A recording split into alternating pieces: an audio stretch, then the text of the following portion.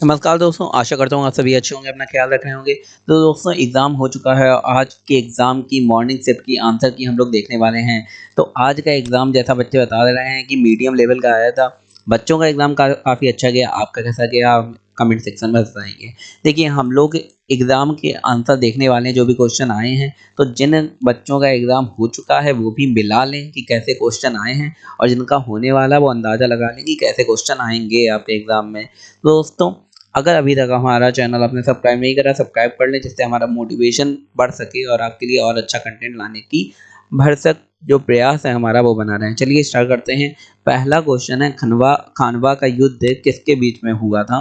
वो हुआ था बाबर और मेवाड़ के राणा सांगा। देखिए दोस्तों हिंदी में थोड़ी मिस्टेक हो सकती है क्योंकि जल्दी-जल्दी में बनाया गया है।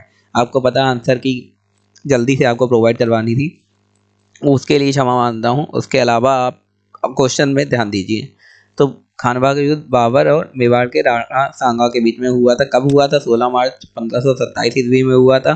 तो फैक्ट जान लेते हैं। खानवा का युद्ध 16 मार्च 1527 को आगरा से 35 किलोमीटर दूर, मतलब खानवा कहाँ पे है? आगरा से 35 किलोमीटर दूर का गाँव है, में बाबर एवं मेवाड़ के राणा सांगा के बीच के लड़ा गया था। पानीपत के युद्ध के बाद बाबर द्वारा लड़ा गया ये दूसरा युद्ध है। मतलब बाबर ने पहला पानीपत का युद्ध लड़ा था और दूसरा ये खानवा का युद्ध। आगे देखते हैं डी वाई चंद्रचूड़ की जगह भारत के मुख्य न्यायाधीश के तौर पर कौन बने?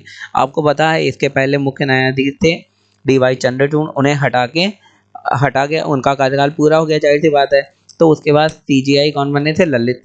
आगे देखते हैं जस्टिस डी वाई चंद्रचूड़ ने पूर्व justice of India UU Lalit की जगह ली थी। जस्टिस ललित का सीजीआई के तौर पर 74 दिनों का छोटा, अच्छा जो ललित बने थे उनका कार्यकाल काफ़ी छोटा था, जो 8 नवंबर को पूरा हो गया था। अब जस्टिस चंद्रचूड़ 2 साल यानी 10 नवंबर 2024 तक सीजीआई बने रहेंगे।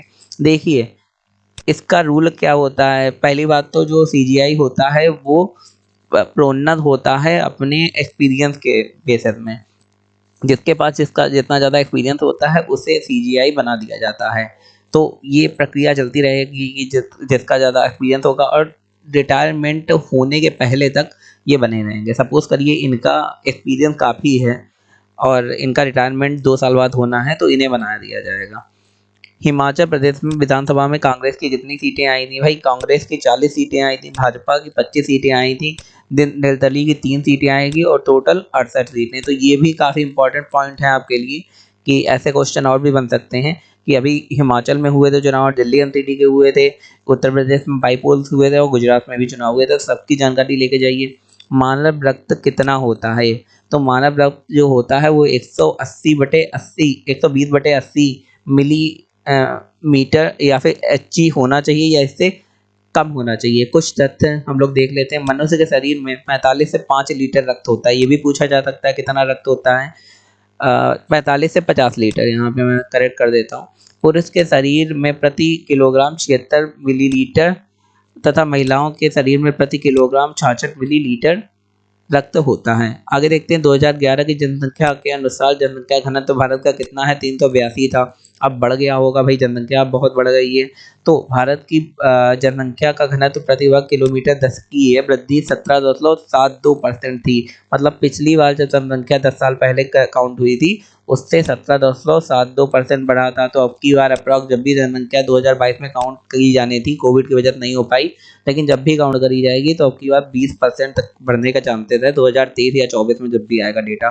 तो ये होता क्या जनसंख्या के अंदर? अब सपोज करिए ये एक इलाका है 1 स्क्वायर किलोमीटर का। अब इसमें सपोज करिए कि 1 2 3 लोग रह रहे हैं और एक दूसरा इलाका है 1 स्क्वायर किलोमीटर का, दोनों 1 स्क्वायर किलोमीटर के हैं और इसमें 1 2 3 4 5 लोग रह रहे हैं। तो इसका जनसंख्या घनत्व हो जाएगा 3 लोग पर किलोमीटर स्क्वायर और इसका हो जाएगा 5 लोग पर किलोमीटर स्क्वायर। तो ऐसे ही है 382 लोग पर किलोमीटर स्क्वायर भारत का जनसंख्या घनत्व। आपको समझ में आ गया होगा आशा करता हूँ।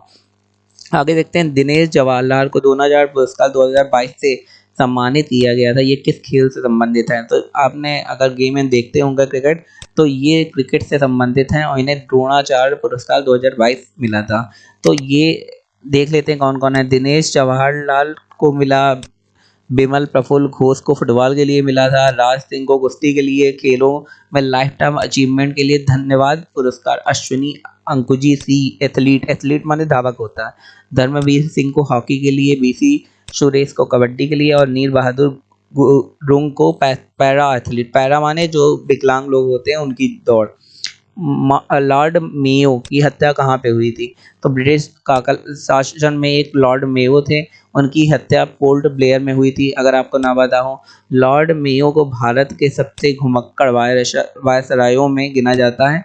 भारत के चौथे वायसराय लॉर्ड मेयो ने भारत में अपने 3 वर्ष के कार्यकाल के दौरान करीब 20,000 मील का सफर तय किया था। इसमें से अधिकतर सफर घोड़े की पीठ पर बैठकर उन्होंने तय किया था। ये काफ़ी इंपॉर्टेंट फैक्ट है उनके बारे में। आगे देखते हैं, रिजर्व बैंक ऑफ इंडिया की स्थापना किस आयोग द्वारा की गई थी? तो जो रिजर्व बैंक ऑफ इंडिया, ये ब्रिटिश टाइम का बनाया हुआ बैंक है, बाद में इसे भारतीय बैंक में कन्वर्ट कर दिया गया था। इसका नाम भी उस टाइम दूसरा था। पिछले वीडियो में मैंने बताया था आपको, अगर ध्यान होगा तो रिजर्व बैंक से इंपॉर्टेंट, इससे बार बार क्वेश्चन आ रहे हैं। तो इसका किया था हिल्टन यंग आयोग ने इसकी गठन किया था। तो भारतीय रिजर्व बैंक की स्थापना हिल्टन यंग आयोग की सिफारिशों के आधार पर की गई थी। भारतीय रिजर्व बैंक अधिनियम 1934 सेकंड में बैंक के कार्य संचालन के सांविधिक आधार का प्रावधान किया गया तथा इसने अपना परिचालन 1 अप्रैल 1935 को शुरू किया था। आगे देखते हैं, धौलावीर का यूनेस्को में स्थान है। तो धौलावीर एक जगह है जिसका यूनेस्को में स्थान है। यूनेस्को क्या है? यूनेस्को यूनाइटेड नेशन की एक संस्था है जो दुनिया भर में ऐसी जगहों को चिन्हित करती है जो काफ़ी यूनिक होती हैं, काफ़ी एंटीक होती हैं, काफ़ी पुरानी होती हैं, उन्हें बचाने का काम करती है, उन्हें रैंकिंग भी देती है। तो इस हड़प्पा कालीन, देखो हड़प्पा ही 5,000 साल पुराना है, तो इस हड़प्पा कालीन शहर धौलावीर को यूनेस्को की विश्व धरोहर सूची में 2021 चीन में संपन्न यूनेस्को की ऑनलाइन बैठक में शामिल किया गया था। मतलब बैठक कहाँ हुई थी? 2021 की चीन में संपन्न हुई थी, लेकिन क्योंकि कोविड की वजह से तो ऑनलाइन बैठक की गई थी। यह भारत का 40वां विश्व धरोहर स्थल है। मार्च 2022 तक कोई नई साइट नहीं खोजी गई है। यह सिंधु सभ्यता का सबसे बड़ा स्थल है। अब यूनेस्को क्या करता है? अलग अलग जगह जाके अलग अलग देशों में नई नई जगह खोजता है और उन्हें एक रैंकिंग दे देता है। आगे देखते हैं, धार्मिक स्वतंत्रता से संबंधित अनुच्छेद कौन सा है? तो 25 से लेकर 28 तक जितने अनुच्छेद हैं वो धार्मिक स्वतंत्रता से संबंधित हैं। ये काफ़ी इंपॉर्टेंट क्वेश्चन है, इसलिए मैं फोकस कर रहा हूँ क्योंकि इससे बार बार क्वेश्चन आ रहा है। तो देख लेते हैं कुछ फैक्ट। भारतीय संविधान के अनुच्छेद 25 में कहा गया है कि सभी व्यक्ति समान रूप से अंतरात्मा की स्वतंत्रता और सार्वजनिक व्यवस्था, नैतिक और स्वास्थ्य के लिए धर्म के स्वतंत्र रूप से प्रचार, अभ्यास और प्रचार के अधिकार के हकदार होंगे। भाई संविधान 25 कहता है कि आप प्रैक्टिस भी कर सकते हैं और अपना प्रचार भी कर सकते हैं स्वतंत्र रूप से।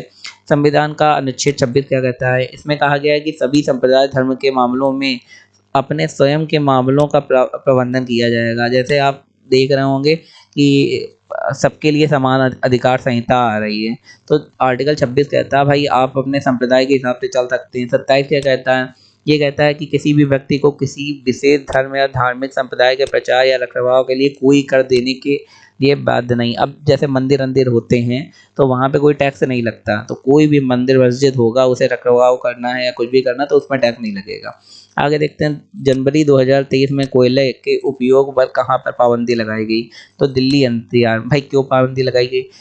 कोयला क्या होता है? ये ग्रीन हाउस गैसेस का मतलब सबसे बड़ा कार्बन मोनोऑक्साइड देखो ये फेंकता है और ये सबसे बड़ा मतलब कह सकते हैं रिसोर्स है ग्रीन हाउस गैस का।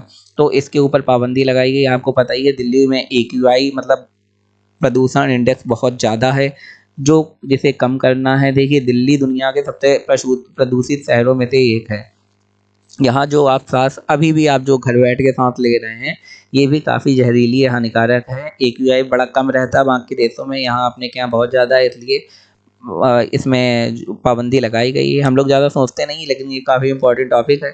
आयोग ने 1 जनवरी 2023 से पूरे दिल्ली NCR क्षेत्र में औद्योगिक गतिविधियों में कोयले के उपयोग पर प्रतिबंध लगाने का निर्देश दिया। लगभग 1.7 मिलियन टन कोयले का उपयोग वार्षिक रूप से NCR में औद्योगिक अनुप्रयोगों में किया जाता है, जिसमें से केवल 6 टन औद्योगिक जिलों में लगभग 1.4 मिलियन टन का उपयोग किया जाता है।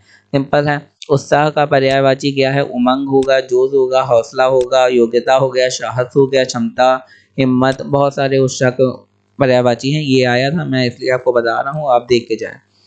गर्दन पर सवार होने मुहावरे का अर्थ क्या है? भाई गर्दन पर सवार होने का मतलब है पीछे पड़े रहना, किसी चीज के पीछे पड़ जाना। सपोज करो मोहन ने सोहन का उधार नहीं चुकाया, इसलिए वो उसके गर्दन पर सवार हो गया, ये बन सकता है। आगे कुछ और मुहावरे देख लेते हैं, जैसे किला फतेह करना मतलब बहुत कठिन काम करना, लड़ाई ठानना तो उसका झगड़ा करना, या फिर सीना तान कर खड़े रहना तो निर्भय होकर खड़े रहना। आगे देखते हैं जनवरी 2023 में कोयले के उपयोग पर कहाँ पाबंदी लगाई गई। तो अभी इसे पढ़ा है कि दिल्ली के एनसीआर में कोयले के उपयोग में पाबंदी लगाई गई, क्योंकि वहाँ पे प्रदूषण बहुत बढ़ रहा है। दोस्तों अगर आपने हमारा वीडियो आखिर तक देखा तो हमारे चैनल को लाइक शेयर सब्सक्राइब जरूर कर दें। मेहनत का फल दें, मोटिवेशन दें, हम आपको और अच्छा कंटेंट ला के देंगे। धन्यवाद।